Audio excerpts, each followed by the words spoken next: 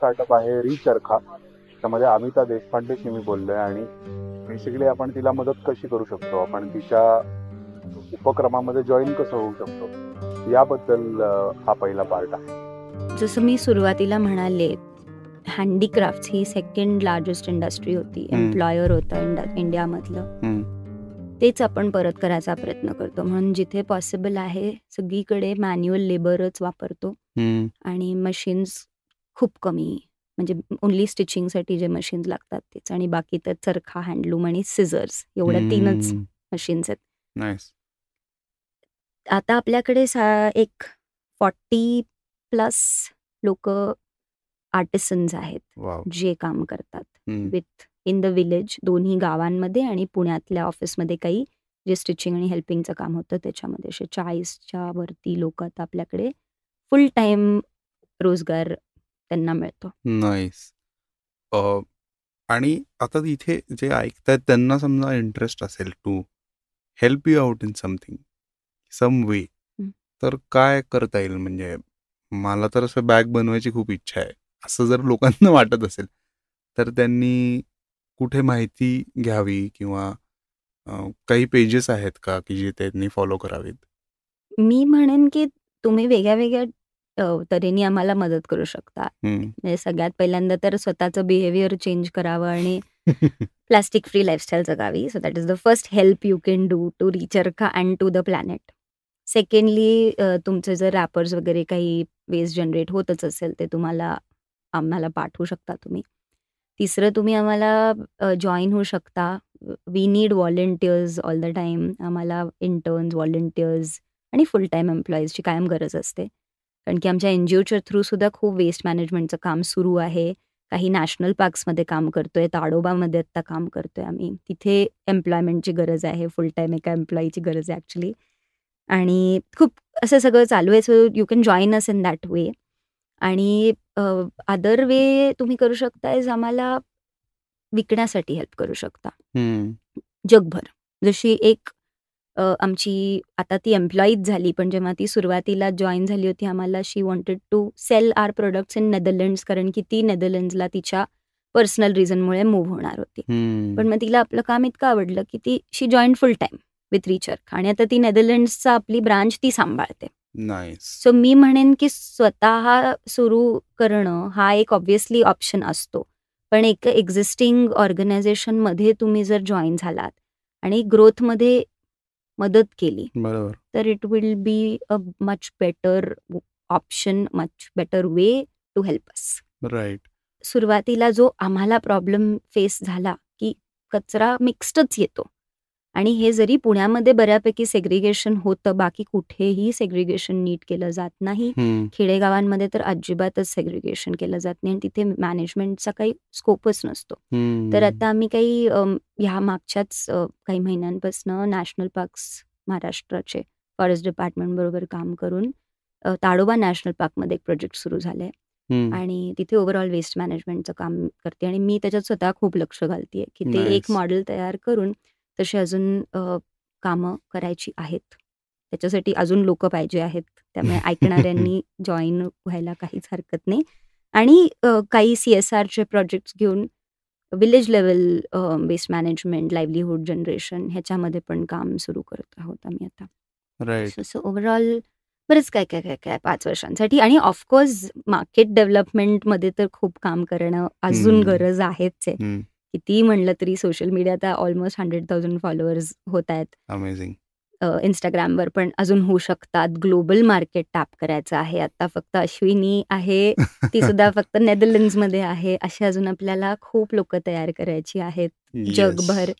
आणि आपले मराठी लोक खूप ठिकाणी आहेत. जसं US मध्ये जी आता एक नवीन रिसेलर पार्टनर डेव्हलप झाली आहे, ती महाराष्ट्रीयन आहे. ती पोर्टलंड, ओरिगनमध्ये बेस्ड आहे. सो असे लोक तुम्ही कुठे पण असाल तरी सुद्धा तुम्ही मदत करू शकता आणि जॉईन होऊ शकता आणि ही ग्रोथ जी आहे त्याच्यामध्ये तुम्ही सहभाग घेऊ शकता. राईट. सो लिस्नर्सचं माझ्याकडे जो डेटा आहे त्याच्यामध्ये आपल्याकडे US, ऑस्ट्रेलिया, मिडल ईस्ट मधनं बरेच लिस्नर्स आहेत.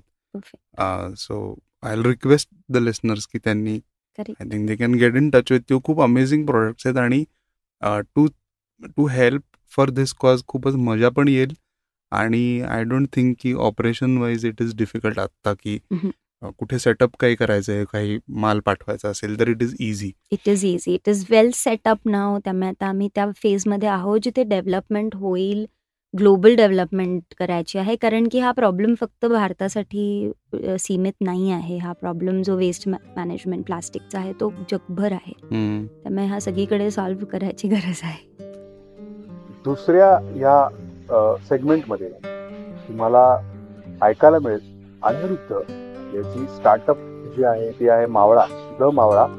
आणि बोर्ड गेम कसा आहे, त्याच्या मागे त्याचा विचार काय होता, आणि स्टार्टअप आणि स्वराज्य याच्यामध्ये काय सिमिलॅरिटी आहे, त्याच्यातले काही पॅरलल्स ड्रॉ केलेले आहेत, तर ते तुम्हाला या सेगमेंटमध्ये ऐकायला मिळेल. कुठलाही सामाजिक क्षेत्रात काम करणारी व्यक्ती महाराजांचं नाव घेतल्याशिवाय भाषणाला सुरुवात करत नाही. बरोबर. हे सगळं प्रेम, आपली भक्ती, श्रद्धा व्यक्त करायचे मार्ग आहेत. पण ना हे प्रेम निर्माण व्हावं, नवीन पिढीला कळावं की शिवछत्रपतींनी नेमकं काय केलं होतं. अफजलाचं बोट आणि शाहिस्त्याचं बोट ह्याच्या पलीकडे इतिहास होता. स्वराज्यासाठी लढलेले योद्धे होते. महाराजांनी त्यांचं केलेलं ग्रूमिंग किंवा कोणत्या पद्धतीने स्वराज्याला त्यांनी दिलेला आकार होता, हे फार महत्वाचं आहे. आणि दुर्दैवाने ना हे शिकवलं जात नाही. आधुनिकतेच्या नावाखाली CBSE बोर्डमध्ये अकबराच्या एका पॅराग्राफाखाली शिवछत्रपती शिकवले जातात. एका पॅराग्राफमध्ये महाराज कसे कळणार आहेत. आपल्या वेळी 4थीचं पुस्तक तरी होतं, आता तर ते पण निघून चाललंय. तर नवीन पिढीला शिवछत्रपती कळावेत यासाठी काहीच नसल्याची जाणीव पहिल्यापासूनच मला होती. पण लॉकडाऊनमध्ये झालं असं की माझ्या 5 वर्षाचा मुलगा होता तेव्हा, तर त्याच्याबरोबर अभ्यास करताना लक्षात आलं की ह्यांच्या क्षमता खूप आहेत. म्हणजे मार्वलचं सगळं युनिव्हर्स यांना पाठ आहे. मग आकाशातनं उडणारे तो राजपुत्र कोण इकडे येतो, थॉर का काय, आणि त्याचे उच्चार वगैरे सगळे आपल्याला न कळणारे ते अगदी सहज करून जातात. मग यांना कळतं. मग म्हटलं आपल्या मातीत झालेले योद्धे नाहीत का कोणी.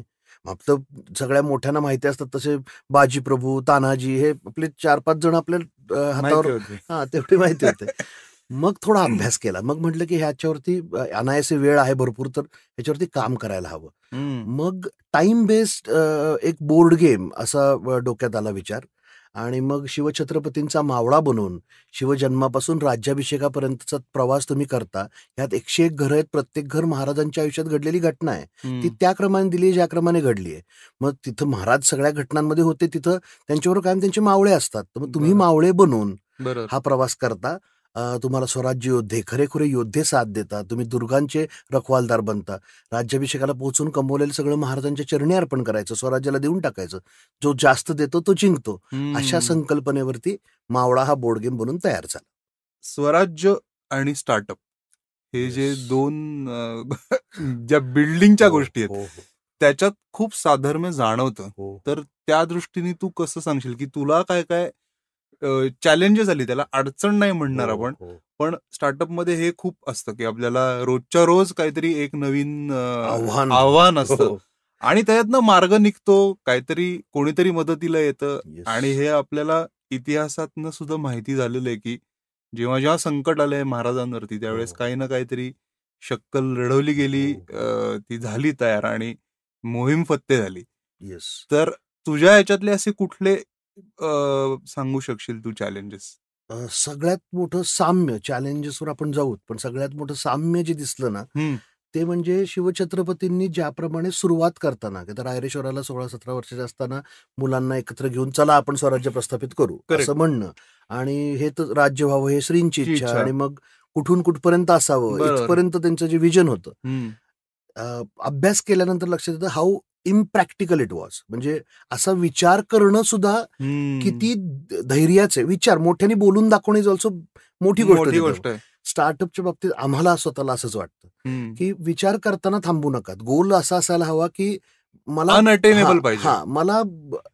मला भारतातनं परदेशात जाऊन स्थायिक होणारे मराठी आणि नॉन मराठी मुलं बंद करायचे आहेत, हा माझा उद्देश आहे. लहानपणापासून मावळाचं कुठलं ना कुठलं तरी प्रोडक्ट त्यांच्याबरोबर येऊन त्यांच्या राष्ट्राबद्दलचं प्रेम इतकं प्रकर्षाने जोरात निर्माण व्हायला हवं की त्यांना नाही वाटलं पाहिजे हा देश सोडून जावं. क्या बात आहे. आता हा उद्देश घेऊन चालायला लागलात तर मग obstacle in between you will find की ते नाही यार, ह्यात काय मोठं, हे आपण करू. शिवछत्रपतींच्या बाबतीत पुरंदरचा तह हे इतकी मोठी घटना की 80% कापून दिलं, बरोबर. पण तरी सुद्धा वरती आले. सो आम्हाला येताना आव्हानं म्हणजे पेपरचे वाढणाऱ्या किमती, सगळं भारतीयच असलं पाहिजे बनवणं आपलं, हा आमचा अट्टाहास आहे. बरोबर. तर मग पेपरच्या किमती भयंकर वाढतात, मग आपल्याला ते परवडत नाही. कॉस्टमध्ये आता दुकानदारानं ज्या रेटला हवं असतं एखादं खेळणं बरोबर. विकताना, तेवढा विचार आम्ही नव्हता केला. बनवताना मग- रिटेलचा तुम्ही तेवढा हो, विचार केला नव्हता. आणि रिटेल खूप मोठं बिझनेस आहे. म्हणजे बरोबर. आपण कितीही अमेझॉन वगैरे ऑनलाईन म्हणत असू तरी रिटेल जे आता आपल्या इंडियन टेंडन्सीमध्ये आपल्या सारख्या स्टार्टअपसाठी it's good to have our product in the stores. तिथं फास्ट मूव्ह होतं, पण त्या ब्रॅकेटमध्ये बसणं हा खूप मोठं आव्हान आहे. बरोबर. खेळ आणि या क्षेत्रातलं कुणालाच काही ज्ञान नाही. बरोबर. म्हणजे स्वराज्य प्रस्थापन कसं करायचं हे माहितीच नाही. करायचंय हे माहिती. करायचं हे माहिती. हा, क्या ते बात. त्याच्याशी तुमचा निर्धार पक्का असेल ना तर मग मार्ग निघतात. मग कुठलं ध्येय खूप मोठं असलं की मग किती मधलं मोठं संकट वाटलं त्याची तेवढी किंमत ठेवत नाही आपण त्याला. बरोबर बरोबर बरोबर. आणि तसं जसं तू म्हणालास मगाशी की ही आयडिया जेव्हा फ्लोट झाली त्यावेळेस शंतनवाला, मांडकेसर आले, असे लोक जोडत तू गेलास आणि कम्युनिटी सुद्धा आता तुझ्या मदतीला आहे.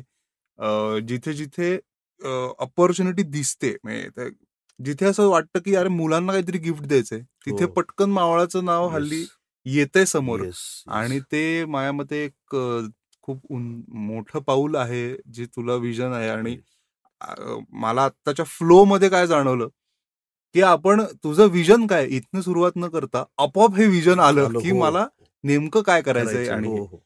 तर आता बोर्ड गेम तर हळूहळू ग्रो होतोय, पुढे काय नवीन काय?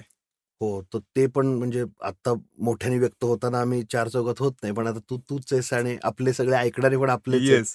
म्हणून सांगायला हरकत नाही. पण उद्देश असा आहे की कुठल्याही वयाच्या कुठल्याही भारतावरती प्रेम असलेल्या व्यक्तीला, अगदी भारतात असो परदेशात असो, त्याला आपला अभिमान, आपला प्राईड जे आहे ते मिरवण्यासाठीचं टूल म्हणून मावळा हा ब्रँड एस्टॅब्लिश होईल. बरोबर. मग तुम्हाला टी शर्ट्स हवेत, हुडीज हव्यात, अपॅरल्स मध्ये घ्या. आम्ही खेळण्यांचेच 150 प्रोटोटाईप बनवतो आहोत. म्हणजे आपण WWF खेळताना बायसेप्स WWF चे कार्ड्स, ट्रम्प कार्ड्स खेळताना बायसेप्स कम्पेअर करायचो. इन्स्टेड ऑफ दॅट स्वराज्य योद्धे कम्पेअर करता आले तर क्या बात आहे. तर स्वराज्य योद्ध्यांचे ट्रम्प कार्ड, दुर्गांचे ट्रम्प कार्ड्स असे आम्ही आणतो आहोत. मेमरी कार्ड गेम्स आणतो आहोत. मॅप, आपण भूगोल विसरून इतिहास शिकवायला जातो, तर मॅप बेस्ड गेम आणतो आहोत की ज्यांनी खरोखर खेळता खेळता इतक्या गोष्टी मुलांना कळतील की मग आपोआपच लक्षात येईल की एक्झॅक्टली शिवछत्रपतींचं एवढं नाव का होतं, एवढं वलय का त्या नावामागे आहे. आजच्या एपिसोड मधला हा शेवटचा सेगमेंट आहे ज्याच्यामध्ये ऋतुविक बरोबर मी बोलतोय. त्याचा स्टार्टअप आहे अर्क ग्रेव्हीज आणि इन्स्टंट ग्रेव्हीज त्याच्या आहेत. तर सप्लाय चेन आणि फंडिंग याविषयी ऋत्विक आपल्याला माहिती देतोय. तर आपण ऐकूया हे तिसरं आणि शेवटचं सेगमेंट ऋत्विक बरोबर. आत्ताच जेव्हा आपण बोलतोय तेव्हा काय चॅलेंजेस जाणवत आहेत तुला मुव्हिंग अहेड? तर बेसिकली एक मेजर चॅलेंज माझ्यासाठी आत्ता आहे तो माझ्या प्रॉडक्टचं शेल्फ लाईफ खूप कमी आहे. कारण म्हणलं कसं मी त्याच सेगमेंटमध्ये जायचं आहे मला, त्यामुळे कुठंतरी म्हणजे रिटेल काउंटर्स एक्सपान्शनमध्ये लिमिटेशन्स येतात किंवा त्याचं म्हणजे तिकडं, कारण अजून एवढं ब्रँडिंग एफिशियंटली झालं नाहीये की तिथं ठेवल्या ते हालेल विकत घेते. म्हणजे आत्ताच्या दुकानदाराच्या एक अपेक्षा आहेत की त्याला कमीत कमी एक 6 महिने ते 9 महिन्याचा शेल्फ लाईफ पाहिजे. कारण आत्ता जे सगळे बाकीच्या ब्रँडचे प्रॉडक्ट आहेत, म्हणजे सुहाना झालं किंवा MTR झालं, त्यांच्या सगळ्यांची शेल्फ लाईफ आहे 9 महिने 1 वर्षाची, जिथं ते रिटॉर्ट पॅकिंग देतात. बरोबर. पण जर कुठल्याही दुकानात जाऊन पडलं की ते धूळखात पडलेले असतात ते प्रॉडक्ट, कारण लोकांना ते तेवढं आवडतच नाही तसं वापरायला. बरोबर. पण कुठंतरी तो माइंडसेट दुकानदारांचा पण थोडा चेंज करायला पाहिजे. आता जी दुकानं आहेत जिथं मी ऑलरेडी ठेवतो आणि जिथं आता लोकांना माहिती आहे तिथं काहीच प्रॉब्लेम येत नाही, मग तिथं लोक जाऊन मागून घेतात. बरोबर. पण जरा ती प्रोसेस जरा स्लो होते आणि ते करायला जरा मग सिलेक्टेड काउंटर्सच चूज करायचे. म्हणजे उद्या कुठलं तरी ज्याला वर्षाची शेल्फ लाईफ आहे ती लोक कुठलंही काउंटर जे दिसलं तिथं ठेवतात, त्यांना म्हणतात नाही टाकून द्यायचे. तसं करता येत नाही या प्रॉडक्टला. त्यामुळे स्पेसिफिक काउंटर्स घेऊनच तिथंच ते ठेवणं वगैरे जरा करायला लागतं. त्यामुळे काय म्हणतात, मार्केटमधला प्रेझेन्स जरा स्लो डाऊन आहे. पण त्याच्यावर आता आम्ही खूप काम करतोय. म्हणजे कसं करता येईल, काय करता येईल, कशी सप्लाय चेन मॅनेज करता येईल. बरोबर. सो हे कोणाशी तू डिस्कस करतोयस? हे 1-2 म्हणजे काय म्हणतात, काही जणांना बिझनेसमध्ये पण इंटरेस्टेड आहे ह्याच्यात येण्यामध्ये. मी पुढचा प्रश्न हां. माझा होत होता. तर त्यांच्याबरोबर पण डिस्कशन चालू आहे. नाईस. आणि मग त्याच्यात मेनली मी हे बघतो, की आता जर तो येणारा म्हणतोय, की नाही शेल्फ लाईफ आपण 9 महिने करून टाकू ना, कशाला अडायचं. तर मग मी त्यांच्याबरोबर म्हणतो, की नाही मला हे असंच ठेवायचंय. मग जे आता 1-2 जण आहेत ते म्हणतात, की हां, हे फ्रेशच ठेवायचं. ज्यांना त्याच्या मागची एक सायकोलॉजी कळते, की का आपल्याला फ्रेश ठेवायचं आणि ते जर फ्रेश आपल्याला असं सप्लाय करायचं असेल तर त्यासाठी आपल्याला कुठल्या म्हणजे सप्लाय चेनवर कसं काम करायला लागेल. आता असे 1-2 जण आहेत, त्यांच्याबरोबर डिस्कशन चालू आहे आणि दे आर व्हेरी इंटरेस्टेड. पण मग इथे तू आता हे फंडिंगच्या दृष्टीने लोक ऍड करणार आहेस का जस्ट क्युरियस म्हणून विचारतोय? फंडिंग म्हणजे मला फक्त फंडिंग म्हणून नकोय. म्हणजे मी पैसे लावले आणि आता तू बघ. कारण कुठेतरी म्हणजे त्याचा एक बिझनेसला व्हॅल्यू ॲडिशन झाली पाहिजे. त्यामुळे असं कोणीतरी असेल की ज्यांचे फक्त फंडिंग बरोबर त्यांचा एक्सपिरियन्स पण हे येणार असेल, मे बी नेटवर्क असेल, करेक्ट, सप्लाय चेन मधलं नॉलेज असेल. बरोबर, करेक्ट. तर असं हे लोकांबरोबर मी बोलतो आहे आणि that's way we are going forward. ID fresh नावाची कंपनी आहे, इडली डोसा बॅटर, जी माझ्यासाठी आता मी ज्या ह्याच्यामध्ये जायचा प्रयत्न करतो त्याच्यात सगळ्यात जवळ जाणारी कंपनी आहे, की ज्या सगळ्यांचे प्रोडक्ट्स त्यांचे 15 दिवसाच्या खालती शेल्फ लाईफ आहे आणि त्यांची खूप अमेझिंग सप्लाय चेन आहे. ते टेक्नॉलॉजी वापरून कुठल्या स्टोअरमध्ये किती साधारण डिमांड असेल त्या प्रॉडक्टची, ते त्यांचा आर्टिफिशियल इंटेलिजन्स वापरून ते प्रेडिक्ट करतात आणि लोकांना फ्रेश द्यायचं. त्याच्यात पण कुठलेही प्रिझर्वेटिव्ह नाही, कुठलेही आर्टिफिशियल कलर फ्लेवर नाही असं हे म्हणतात. तर साधारण ज्या लोकांना हे माहिती असतं आणि ते ज्या लोकांना माहिती असतं ते त्या पद्धतीनेच बोलतात आपल्याशी. म्हणजे मग ते म्हणतच नाही की आपण 6 महिन्याची शेल्फ लाईफ करू. ते म्हणतात की मग आपण सप्लाय चेन कशी स्ट्रॉंग करायची आपली. राईट. त्यामुळे तसं मग ते डिस्कशनच वेगळ्या ह्याच्यावर चालू होतं की मग असं करायचं तर मग काय करायला लागेल आपल्याला, किंवा मग लेबर म्हणजे जो हे असेल कामवाला असेल त्याला कसं फिरवायचं, कसे रूट्स हे करायचे. टिपिकल एक्सपान्शन प्लॅन आहे डोक्यात तुझ्या? आता काही नवीन फॉर्मेशन्स पण करतोय आहे.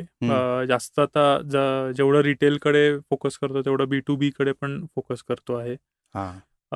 तर त्याच्यावर काम चालू आहे. नंतर मॅरिनेशन पेस्ट आणि असं काहीतरी बेसिकली दोन्ही बाजूनी तुझं ग्रो होणार असं दिसतंय मला, की एक तर प्रोडक्ट कॅटेगरीज वाढतील, प्रत्येक प्रोडक्ट कॅटेगरीमध्ये प्रोडक्ट व्हरायटी वाढतील, करेक्ट, आणि at the same time number of products that you are making हे पण बरोबर. So I think Ritvik you are on a extremely right track in terms of तुझं प्लॅनिंग खूप छान आहे. आणि आय थिंक लिस्नर्सना पण आपल्या कॉन्व्हर्सेशन मधनं हे नक्की लक्षात आले असेल की ती क्वालिटी खूप चांगली दिसते तुझ्यामध्ये, जिथे एक छोटं पायलट टेस्टिंग तू करतोयस. रिसर्चच्या बाबतीत सुद्धा झालं की तू एक छोटा अभ्यास केलास की यांना गरज काय, आणि प्रत्येक सोल्युशन हे तुझं प्रॉब्लेम सॉल्व्हिंग कडे आहे.